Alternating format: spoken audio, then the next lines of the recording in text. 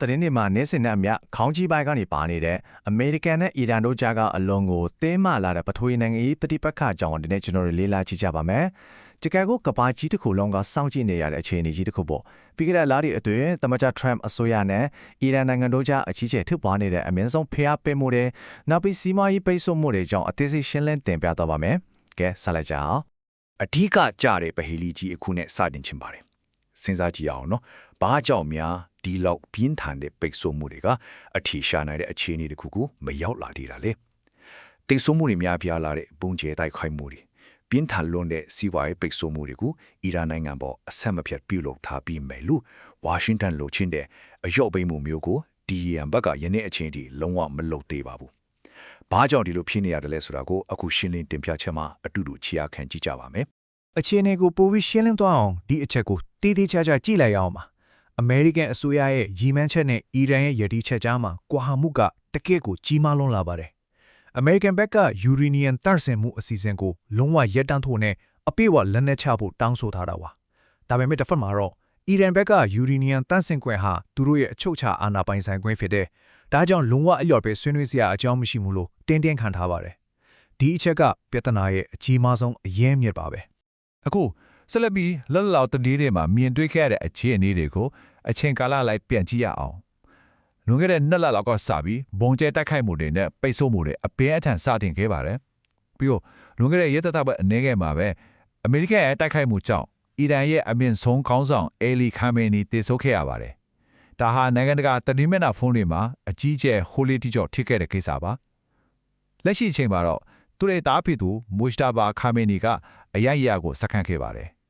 ်ဒါပေမဲ့အီရန်အစိုးရရဲ့ခေါင်းဆောင်ပိုင်းရည်တည်ချက်ကတော့လုံးဝကိုပြောင်းလဲသွားခြင်းမရှိဘဲရခိုင်အတိုင်းတင်းမာဆဲဖြစ်တဲ့ဆိုတာကိုတွေ့ရပါတယ်ဒီလောက်ပြင်းထန်တဲ့စစ်စီးရေးနဲ့စီးပွားရေးဖိအားတွေပေးနေတဲ့ကြားကနေအီရန်ဟာအရှုံးပေးမဲ့အစားဘယ်လိုများတောင်းခံနေတယ်လဲဆိုတာကတကယ့်ကိုစိတ်ဝင်စားစရာပါပြောရရင်အီရန်ဟာဖိအားတွေကိုလိုက်လျောမဲ့အစားနီးဗျူဟာအသက်တွေနဲ့ရှောင်လွဲနေတာပါဒါပြင်းထန်တဲ့ဖိအားတွေကိုထိရောက်ရောက်စုပ်ယူနိုင်တဲ့ရှောင်လွဲခြင်းနီးဗျူဟာတွေပဲဖြစ်ပါတယ်ဘယ်လိုပုံစံမျိုးလဲဆိုတော့စတိကြအောင်ဒီမှာတကယ်ကိုစိတ်ဝင်စားစရာကောင်းတဲ့အချက်တွေတွေ့ရပါမယ်ဟော်မုတ်ရေလက်ချပိတ်ဆို့ခံထားရတဲ့ကြားကနေရေနံတွေကိုစက်တင်ပို့နိုင်ဖို့အီရန်ကလမ်းကြောင်းတွေကိုဘလို့ဖောက်နေလဲဆိုတာပါပထမအချက်အနေနဲ့ပိတ်ဆို့ခံထားရတဲ့တင်ပေါ်တွေကိုနာမည်ပြောင်းအလံပြောင်းပြီးတုံးတာရှိပါတယ်ဒုတိယအချက်အနေနဲ့ပိတ်ဆို့မှုတွေကိုရှောင်လွှဲနိုင်ဖို့အီရန်ရဲ့ကိုယ်ပိုင်ရေပိုင်နဲ့ထဲကနေကုန်သွယ်ရေးလမ်းကြောင်းတွေပြောင်းလဲအသုံးပြုတာတွေလှုပ်ဆောင်နေပါတယ်တတိယအချက်ကတော့ပိုတော့အန်ဆော့စရာကောင်းပါသေးတယ်တရုတ်နိုင်ငံကိုတိုက်ရိုက်တင်ပို့နိုင်ဖို့ကုန်တွေလက်ထောင်းလမ်းကြောင်းအတစ်တွေကိုပါရှာဝေးအသုံးပြုလာတာကိုမြင်တွေ့ရမှာပါဒါဟာတကယ်ကိုကြီးမားလာတဲ့ကွင်ရက်ကြီးကိုဖန်တီးပြီးအချက်အတဲကိုကျော်လွှားနေတာပါဒီလိုအီရန်ရဲ့အခြေအနေနဲ့လိုက်လျောညီထွေပြောင်းလဲရှင်သန်နိုင်စွာနဲ့ပတ်သက်ပြီး Quincy Institute ကပညာရှင် Trita Parsi ဖျောက်ခဲ့တဲ့စကားလေးကအလုံးကိုထိမိပါတယ်သူကအမေရိကန်ကလမ်းကြောင်းတစ်ခုကိုအောင်မြင်စွာပိတ်ဆို့လိုက်တိုင်းအီရန်ကဖြည်းဖြည်းတဲ့တေချာပေါင်းနောက်ထပ်ထွက်ပေါက်တစ်ခုကိုရှာတွေ့သွားတာပါပဲလို့ဆိုပါတယ်တကယ်ကိုကြောက်တဲ့ track ကစားနေတယ်လို့ပါပဲဖျားပေးလိုက်ထွက်ပေါက်ရှာလိုက်နဲ့အစုံမထနိုင်တဲ့တန်တရားလေနေတဲ့အခြေအနေတခုဖြစ်နေလာကိုထောက်ခန့်နေပါတယ်ဒါဆိုရင်အီရန်ဘက်ကဘာမှထိခိုက်မှုမရှိဘူးလားဆိုတော့လုံးဝမဟုတ်ပါဘူးကိန်းဂဏန်းတွေအကြည့်ရင်နေ့စဉ်ဆုံးရှုံးနေရတဲ့ပမာဏဟာ American Dollar တန်400တောင်ရှိပါတယ်ဟုတ်ပါတယ်တဲ့ကျဲကိုဒေါ်လာတန်400ပါဒီပမာဏဟာရေနံတင်မှုပြတ်တော်တာနဲ့နိုင်ငံသားငွေကြေးသုံးစွဲခွင့်ကန့်သတ်ခံရတဲ့ကြောင့်အီရန်နိုင်ငံနေစဉ်ရင်ဆိုင်နေရတဲ့ဆုံးရှုံးမှုခန့်မှန်းခြင်းပမာဏဖြစ်ပါတယ်စီးပွားရေးအရာတော့တကယ်ကိုကြီးမားလုံးတဲ့ထိုးနှက်ချက်ကြီးဖြစ်ပါတယ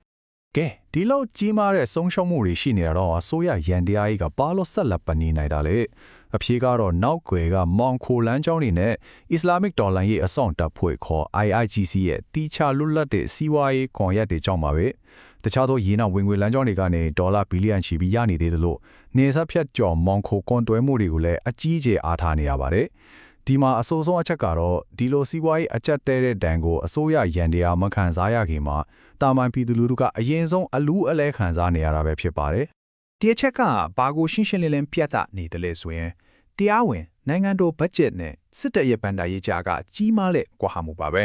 ဲတရားဝင်နိုင်ငံတော်ဘတ်ဂျက်ဟာရေနံဝင်ငွေကျဆင်းမှုကြောင့်အကြီးအကျယ်ပြတ်တောက်နေပြီးပြည်သူ့ချို့ဖြူတုံးဆွဲငွေတွေကိုဖျက်တောက်နေရပါတယ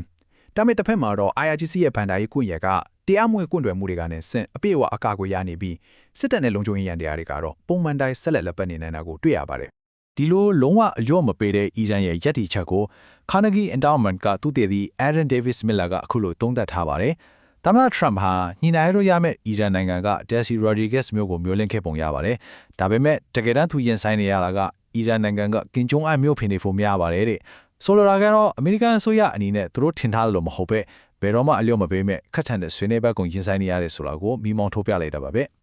ဒီလိုအကျက်တဲတွေကြားဟဲမှာပဲလက်လောသတင်းဒီမှာတန်တမန်ရေးရလှုပ်ရှားမှုတချို့ကိုတွေ့လိုက်ရပါတယ်။အီရန်ကဟော်မုစ်ရေလက်ကြားကိုပြန်ဖွင့်ပေးမယ်လို့ကန့်လန့်လာပါတယ်။ဒါပေမဲ့စီကံချက်တစ်ခုတော့ရှိပါတယ်။အဲ့ဒါကအမေရိကန်ရဲ့ရေချောင်းပိတ်ဆို့မှုတွေကိုချက်ချင်းရုပ်သိမ်းပေးရမယ်ဆိုတာပါပဲ။သူတို့ရဲ့ view ဟာကရှင်းပါတယ်။အဓိကနျူကလ িয়ার ကိစ္စရပ်တွေကိုဆွေးနွေးဖို့အချိန်ဆွဲတာပါ။ပြဿနာကနှစ်ဖက်စလုံးကရေလက်ကြားပြန်ဖွင့်ခြင်းဆိုတဲ့စကားလုံးကိုသုံးနေပေမဲ့အတိတ်ပဲဖွင့်ဆိုပုံချင်းကတော့လုံးဝဖြောင်းကြီးဆန့်ကျင်ပဲဖြစ်နေတာပါပဲ။ဒါကြောင့်ဒီအဆင့်တွေဟာအပေါ်ယံတက်တာဖြစ်တယ်လို့ကျွမ်းကျင်သူတွေကသုံးသပ်ကြပါတယ် ဒီနေရာမှာအရေးအကြီးဆုံးအချက်တစ်ခုရှိပါတယ်။အဲ့ဒါကတော့နိုင်ငံရေးအချိန်စရာတွေမတူညီတာပါ။ Aaron David Miller ထောက်ပြတယ်လို့ပဲအီရန်မှာတက်တန်းဝဲရွေးကောက်ပွဲတွေမရှိပါဘူး။ပနာမရွေးကောက်ပွဲတွေဆိုတာလည်းမရှိပါဘူး